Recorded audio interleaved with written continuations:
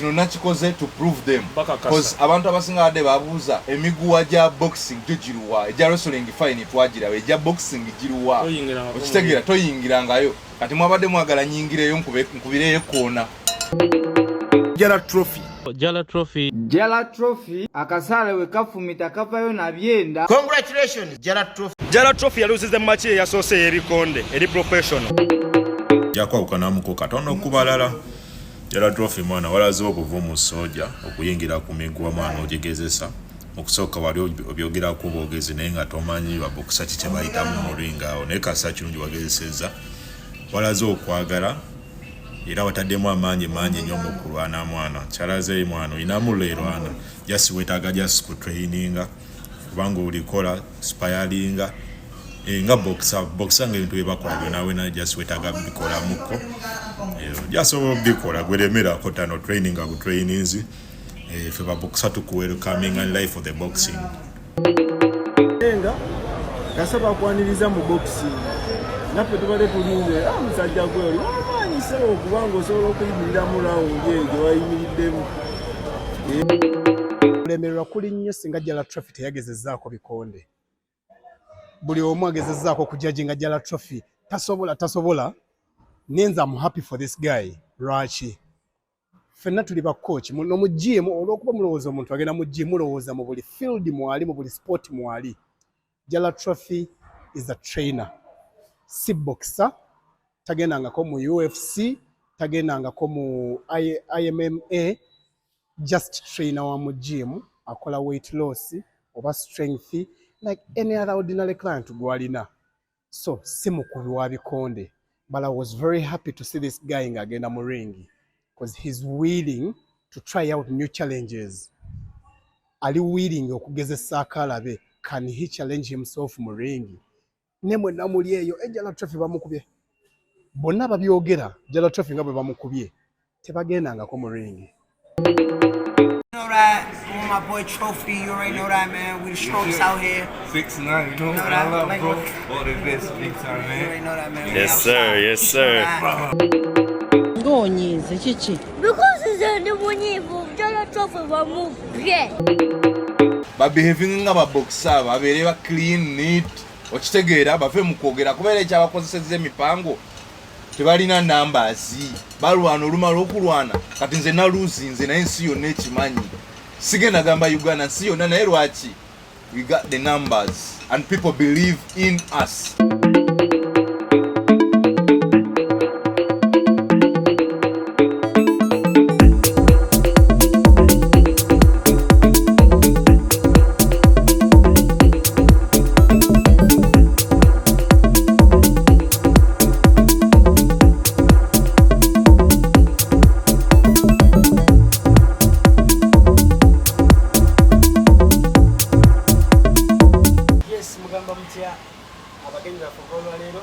It's a press conference, Jallah Trophy, kasale bwekafumita kavayo na byenda. Sawa zinofaba mwina, tu live ku Dubai Eye, tu live ku Big Times. So muti naina anabayitaza information wano okawo isanga ya Jallah Trophy. So bantu bangi balina ebibuuzo bingi bebuuza ku fight yabaddewo. So tuba tusobola okubanga sawa zino twagala kumanya ogenda maaso like ki ekitambula kino kyabena tufunye mu kisati ne coach tumwembrace ze coach wali ajja kuba naye abafuna obugambo butono bwakola ki bwatugambayo bantu bangi nnyo beebuuza yasa zo tulaba Jallah Trophy ino mudaali tukiragira ddala ndi kati system olabika ate wakoze eki wagiyingidde so musoke mu bugambe y'abantu ku bugambo then tulinga tuyongerayo. Assalamu alaikum wa rahmatullahi wa barakatuh. Bamda Jallah Trophy kasale kafumita kavayo na byenda big boy business man I mean business.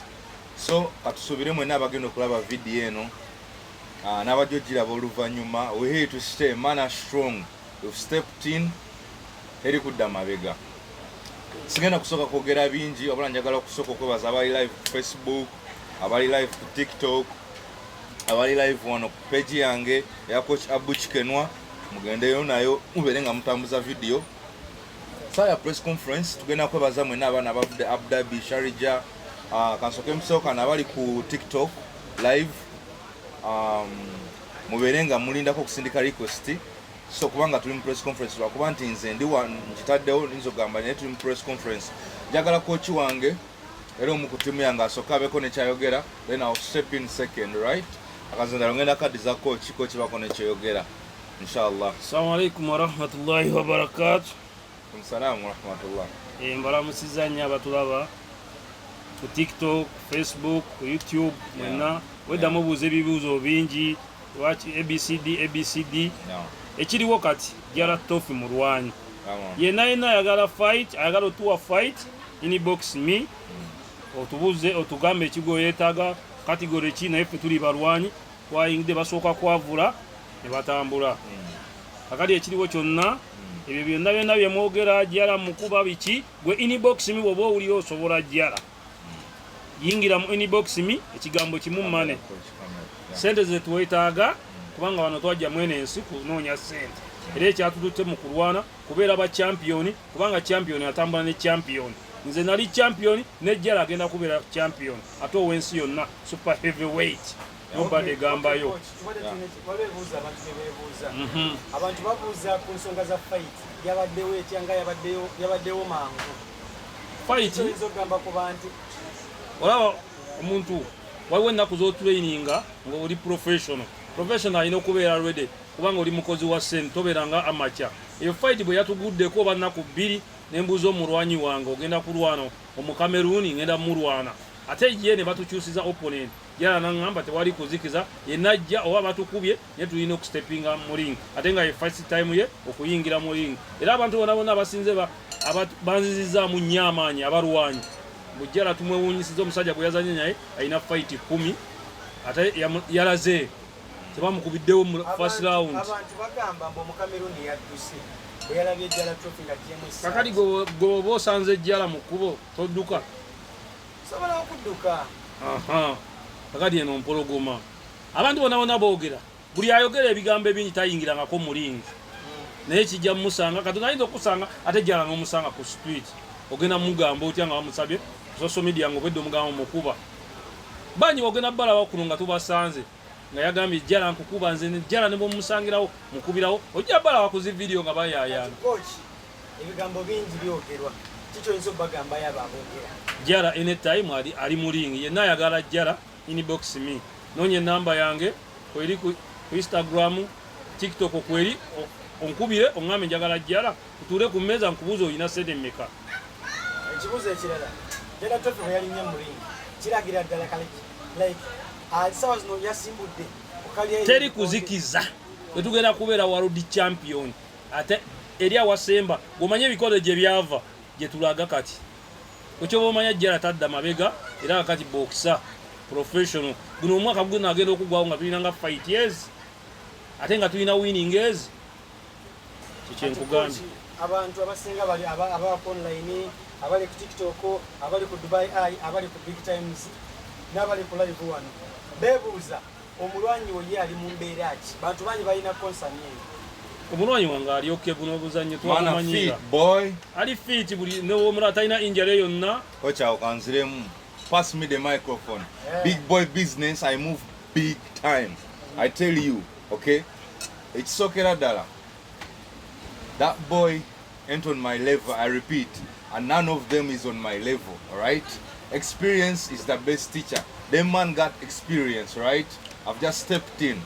And when Mrs. Onaya Zikubieza Sobola Koba, man fresh. Those are not Guariwano representative wa Dubai Eye Uganda olaba ndi fresh sina wanuma sina wazimbye mbadde massage mbadde muki okitegera. First of all abantu abasingira wadde bebuuza omusajja ali ku kipande mulala nakola ki.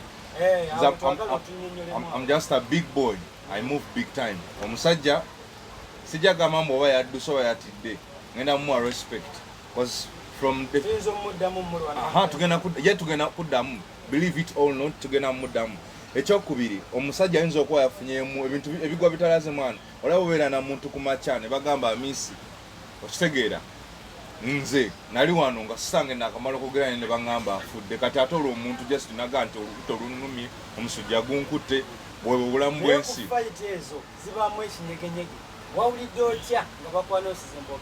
No, era video eyo twagitaddeyo ku Big Times okitegeera. nawulidde akadera nakoze eki bw'oba olaba entry yange navimbe buvimbi because I've born a superstar, you know. I've born a superstar, I've got the numbers.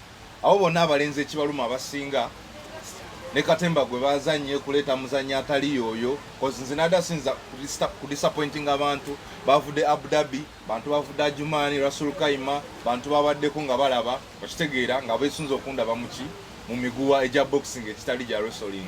Nenyingira ne ngamba coach yampakanyiza naye nga womanyi nti omulwanyi aba n'omutwe omunene at times ate the crew is not that big tulinga abantu bana batano okitegeera ne mbagamba no sinza genda kubeera bajja kukola ki bajja kwogera naye ekikulu nti twayingidde ffe ne tukola ki ne tukola kye twateekedde okukola. Yes, musajja ya dancing experience matches and seeing that was my first boxing match naye nga nze sitidde because ekyo kyendi okitegeera nze kimanyi ndi mulwanyi. Okay, Jallah Trophy bantu bangi babuuza naye banjagadde omumanyi Jallah Trophy basically osobola nwana kikaaki oba olina bintu osobola ozannya ebintu ebisinga byonna ebikwatagana mu kulwana ama step in we just know kyoba omanya kati kakasaale kali mu mbeera ki kabinnyo kaliko n'obutwa kabinnyo just kayise bwisi ku musajja eyawangudde respect that guy cause them boys tebabamanyi just bagenda kimu ne balwana ne baddayo ewaka ne beebaka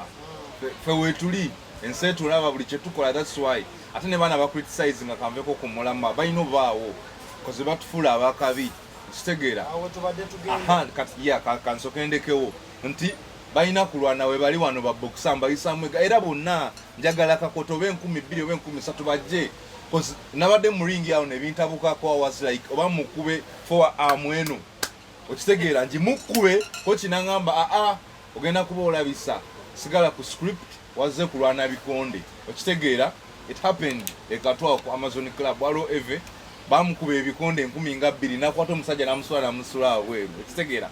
But man was like no nina okusigala ku script yaki gy'ebikonde ekisinga obaluma abo ne katemba awe nagwe bazannya okulabisa oba biki them boys got no numbers, man got numbers with the real deal man okitegeera. Advocate comic ekyo naawe okimanyi abantu abasinga bakola amanya mu bubi bakola amanya mu kulumba abantu but we fresh we clean we neat we just keep moving. You have to expect that.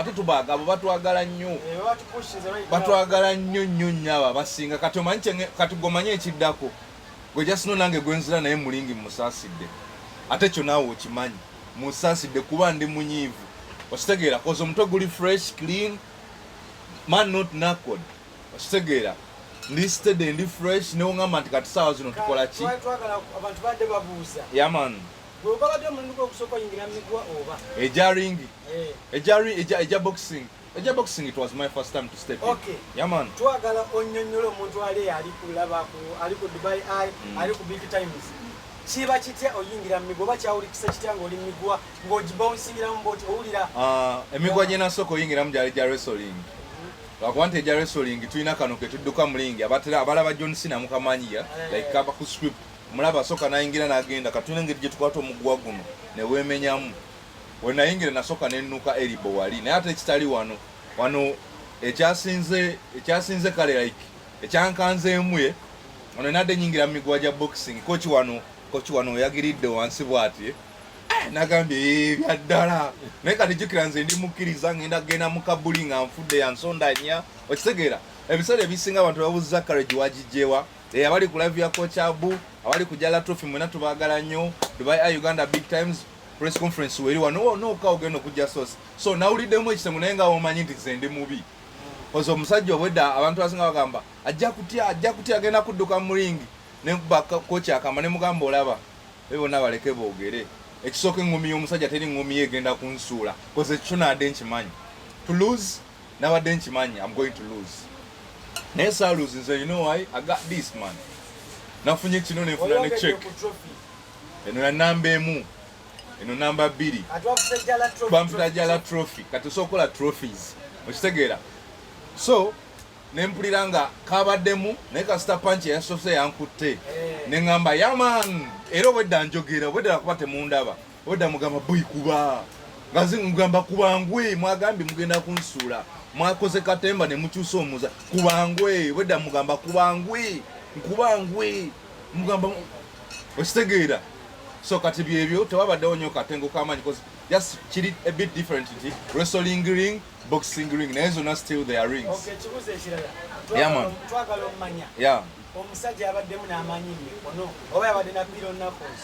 Omusajja mulwanyi naye nga kyo actually kansoke neebaze kino nti nayose nenkubibwa manyi lwaki it was my first time naye ate era mba kuwangula cause wait si emu naye kisaa zino abantu tebakiraba okitegeera movement obedda muziraba biki enwana zaba eve kochi wange yantegeka wabuuzizaako ekibuuzo kochi nogamba fight nga yazze mangu kochi manyi lwaki yagikkiriza oli omuvubuka naye wa kickboxing alina ebirala byazanya so yagala kuchenjinga ki career ne kochi nantendeka nga ngenda kulwana oli era mwamulaba okitegeera tempo media ya designinga poster gye twakozesa omuzanyi bamuyita shapi nze bamuyita Jallah trophy enwana ze abazira abane tuzisoma kochi nantendeka nga ntendekera oli just because of my bravery I was like no kusigala nkuki kumulamwa ngende mu ring so ntambula aba heavyweight kochi gye yali antendeka seeyo oli ekibuuzo kakigende wa kochi. yeah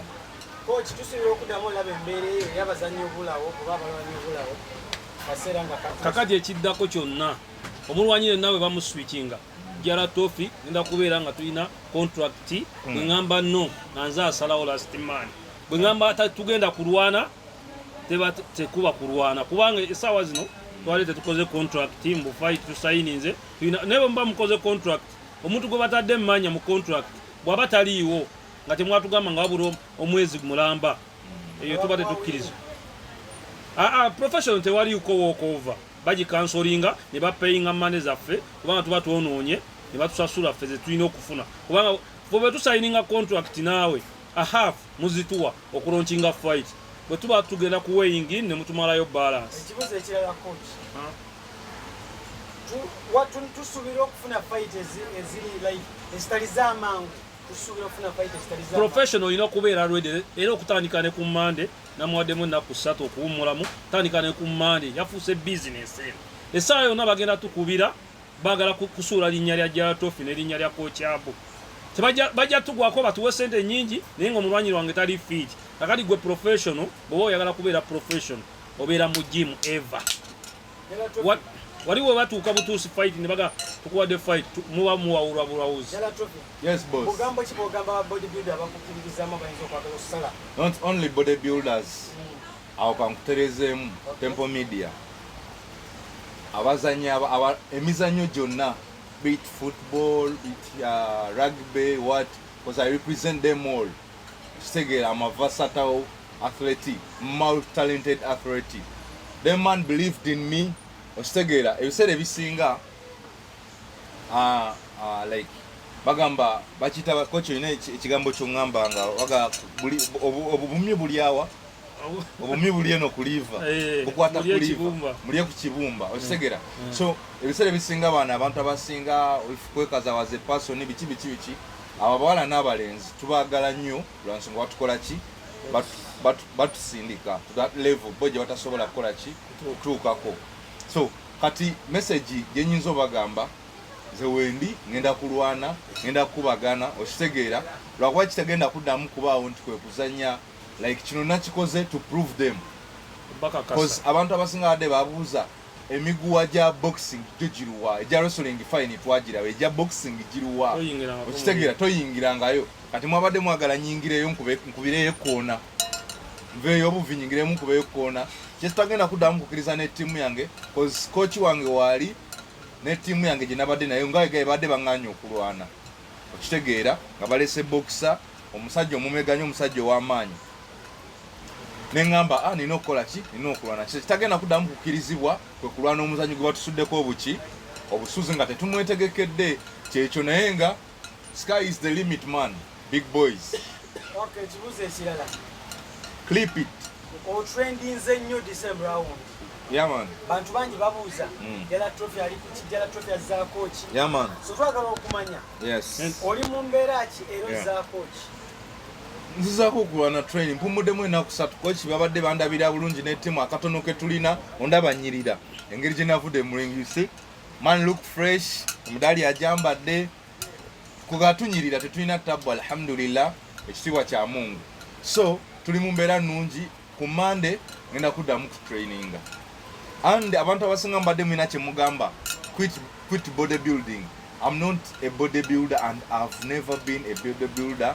Sikirowooza nga kate era sikiba ekyo nga naye woonabeera nga gwe omuzego kulya nsenene kulya KFC kulya ki nga naye nti omuzego kuwuga ogwo muze wabula kyendi nga nze ndi mulwanyi kyonna kyoleese okitegeera kyonna kyoleese koki wange ejja alina akantu ke yabadde annyumiza n'aŋŋamba waliwo omusajja gwe yayingira mu lingi ne bamukuba eŋŋumi n'adduka osikadeka baawuba eŋŋumi n'agyewoma bwati adduka ne tumukwatira ku shoprite erugogo nga giraavu zituzeetaaga yagamba eyo gye bawubye bakunkwata otegeera. So kati ffe tuli balwanyi tuliwo kulwana kyonna ekinajja mu kkubo lyaffe okitegeera kyonna ekinajja mu kkubo lyaffe ebiseera ebisinga mwana abazadde abali kuno abantu abalina abaana koze oba oli ku kyeyo oli kyolina omwana we alina enkovu ze yafuna nga ayavula naye abaana basinga be mwazaala nga bawala kati bamodo right bamodo bamodola balina katwoko naye bagwa abaana abo babokisa engeri gye bamovingamu nungi tebazaalibwa bwe bati. That was a step in fast. Just no ngenda bagamba ngenda kozesa ekigambo kya luzungu. Alright? Kamera ntunule nsinge kutunula mwirwa kuba kino kyengenda okwogera. It's the this we call harsh reality, right? I'm going to come back bigger, better, strong like never before. I repeat it. I'm going to come back bigger. I'm not going to lose weight. I'm going to come back bigger, better, stronger like never before. Believe it or not, that's me. And I repeat, them boys ain't my level and I'll keep it moving alongside Coach Abu Chikenwa. Ugende maso. Ekibuzo ekirala. Coach Abu, bantu bangi nnyo bakushoninga defense y'omuzannyi wo. Ogenda kikola oti ekyo kitereezaamu. Defense ne movement. Footwork. Waliwo ebintu obiraba. Yes, coach. Ebintu byosooka okulaba. Essaawa zino waliwo abakuba shadow akuba bulungi pad naye nga bw'osoma erinnya tasobola kulinnya mulingo ng'akuba ebikonde byonna tukoledde omwezi ogwo okutereeza ndowooza mubadde mutulaba tukolayo tukola mirimu tulina okukola bizinensi tulina okukola training naye kakati yafuuse bizinensi twalipotinze twakonkonye everyone atulaba essaawa zino temulaba na pulezidenti w'ensi yo mulaba ffe essaawa zino ffe abaliko kakati tugenda kulwanyisa ekyo ekimwagambye twaluzinze ate kitukasusa waggulu buli we bakuba bwe bati singa twawangudde singa le temutulabawo baligambye mwafunye kakyalikamu ekyo kyebaza alhamdulillah allah yatutaddaawo ate n'atusitula alina kyeyatuwongeddeko kubanga tugenda kwetereeza ebikonde bye bakuba jabu tugimanyi right tugimanyi apaka tugimanyi left kubeera fitness nakufuna ba aspiring partner khalas kubeera nga tuli mu mbeera nnungi kwebaka mu time kuliira mu time ebyo bye biwanguza omulwanyi tubulire ku defense ne footwork asema totuzeemu abo ati nkunyonyodde omuntu bw'abeera fit bwebagamba mbu oli omulwanyi fit abeera fit mu spiring mu misinde mu padi waka mu byonna mu kubuuka omugwa mu kudduka emisinde oyo aba ali ready to rumble nobody gambayo. Okay, Jallah Trophy abantu abasinga bagamba ba heavyweight mukowa mangu kyabadde kiteewo babadde muliriye wawulidde waliwo akaseera kabadde nowulira nga akooye akaseera kalina obaawa ma real man no hide naye round zabadde 3 eyokusatu eyo awo yaggwereddeko awo I was like natuuse nenkola ki naye nga I have to keep it going. Man ended to quit, lose or win. Kyova ne barefali bagamba may the best man win. Football, rugby, kyonna bagamba may the best man do what? Win. Okwowa kwabaddewo ne bw'oba owangudde okwowa. Ffe mwana ekirala ekiriwo ebiseera ebisinga tutya nnyo okugezaako. Manyi lwaki abakabisi bangi? Tutya okugezaako. Tumala nnyo obudde nga tukuba plan like njagala kukola mubiri, njagala kukuba bikonde, njagala kukola ki. I'm not in that category, right? I'm like, I'm going to do boxing, I must step in. I'm going to bodybuild, I must step in. I'm going to tug of war. This was tug of war 2019, right? first place. Na training emyezi ebiri and I was like, I'm going to step in. I conquered them. This was second place. Boxing first match. I was like, coach, ono yaze mumpinze ngenda nayo oboganyo. I'm here to step in. Okay. Right? Yeah, boy. Bantu banji bafudde ne ba boxer banji bogedde bogedde. Ne namba esinze ya ba boxer bagamba tebalabanga ku muntu walo, omuntu alina omutima, omuntu omugumu nga kino yingira mu ring no bane professional batolina kyofuddeyo n'ogamba ekijja kikyogera ku mbeera eyo. Okuyingira mu ring kirala.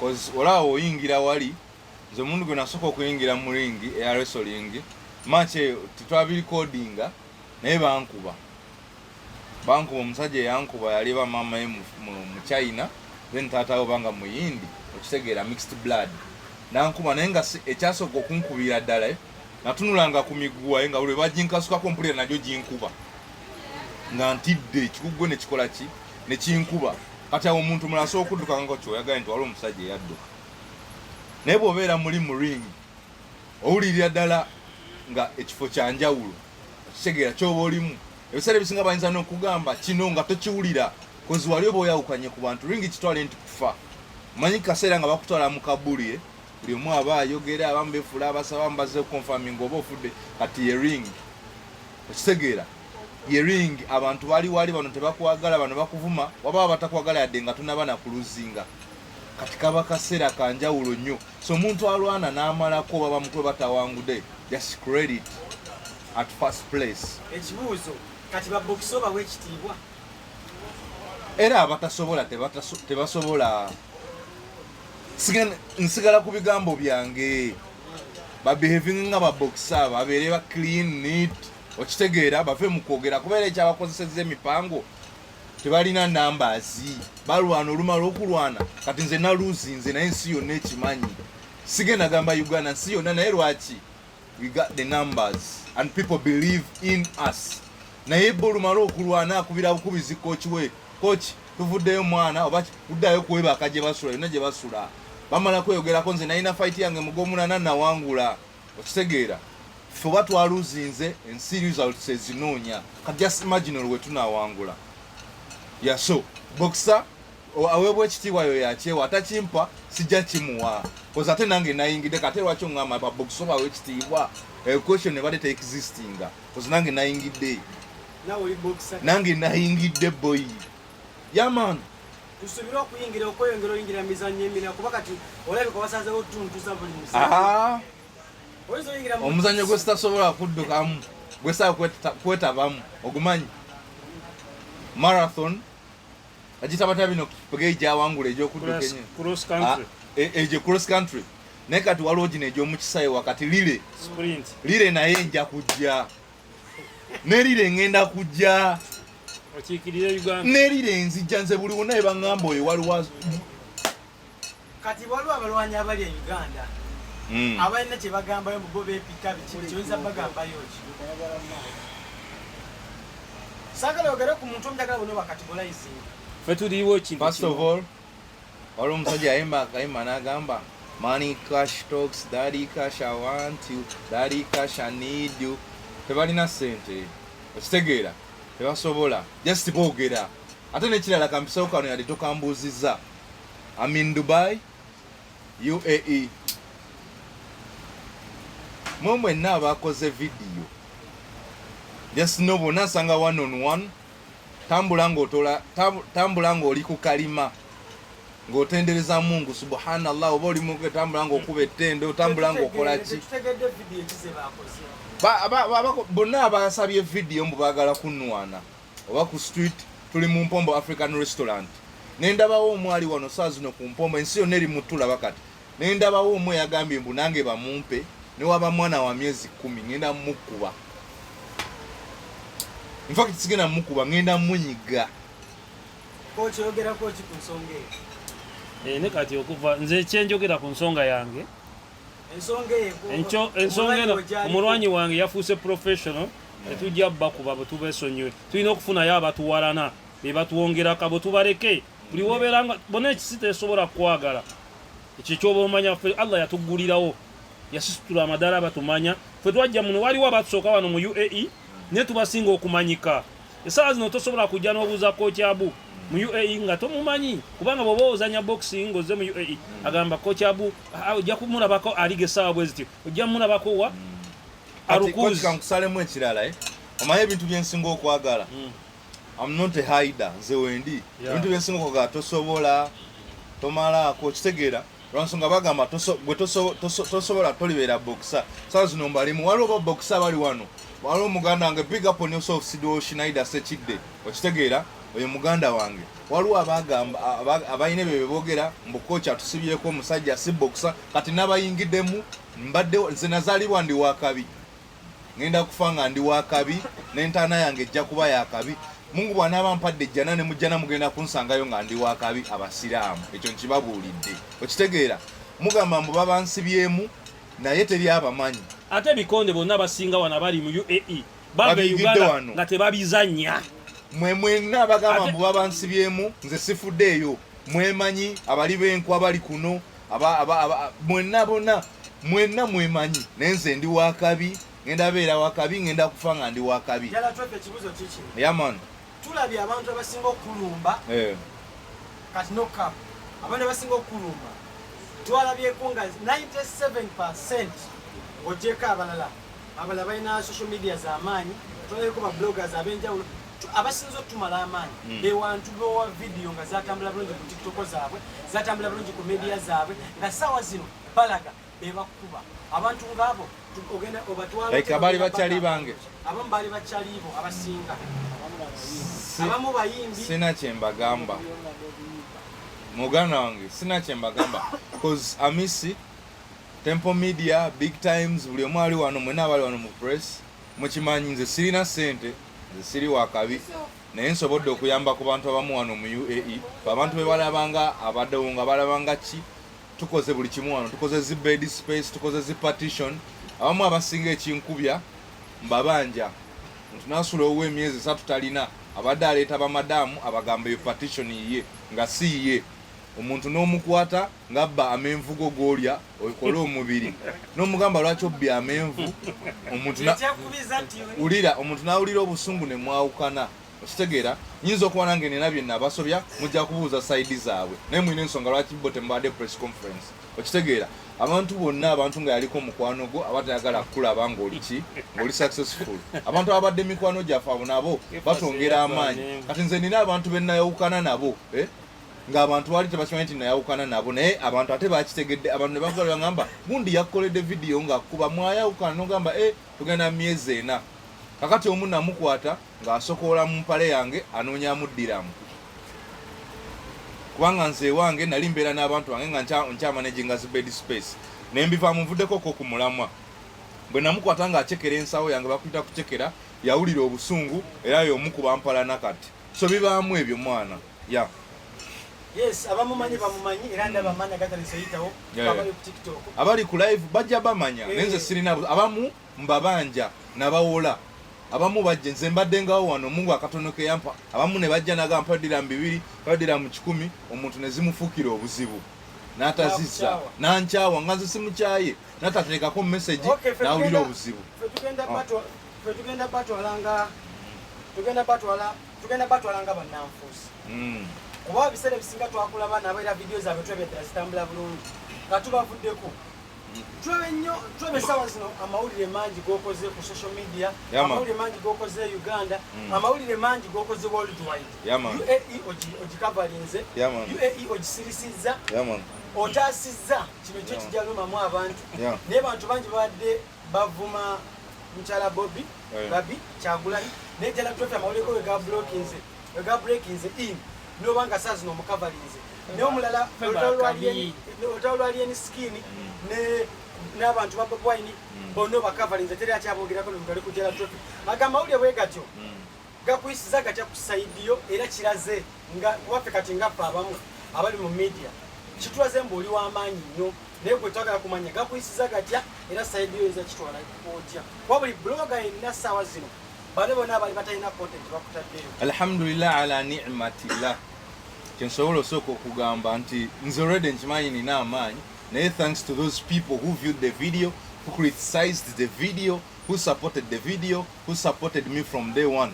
Okitegeera bebo abantu kuba bakwagala batakwagala, still we all human beings. Omuntu bakwagala batakwagala ekyo yamanyi. Owanna musobe basamusobya, owan supporting obata supportinga kuba so okubeera ne mu family nga mukola ki muli ba Uganda naye nga mulimu abewalana atolonze sikumanyi tomanyi wacho batompalano balwacho bonjagala mbebaza bwebaza ekyo ekirala amulete gaina yo gampisiza cause nze nabadde ate sikimanyi olavudde mu fight eno tukola olavudde mu fight kutuuka waka kunaaba kugenda ku mulimu ate kwate twagala kubeera ate nga babokisa balala kumala kulwana kutandika kutaayaya muno kulaba musimanya kirabu gundi kwambala bijegere kubeera kuzunga buzunzo kitegeera fe tukola tulina emirimu. So amawulire gansanze ne bangamba amawulire kino bayimbi bangi abantaddeko bazanye byemizanyo bangi banakatemba abantu abenjawulo kitegeera konguzia don't give up, you make it, tofayo no